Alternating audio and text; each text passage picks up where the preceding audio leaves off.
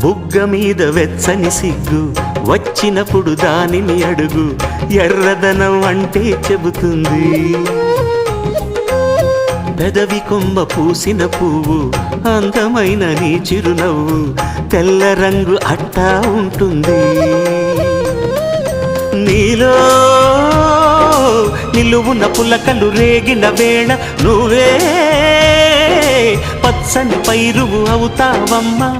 దిగులు రంగే నలుపు అనుకో, ప్రేమ పొంగే పసుపు అనుకో. భావాలను గమనిస్తుంటే ప్రతి రంగును చూస్తున్నట్టే, చూపులు ఎవరివైనా చూపించే లోకం ఒకటి.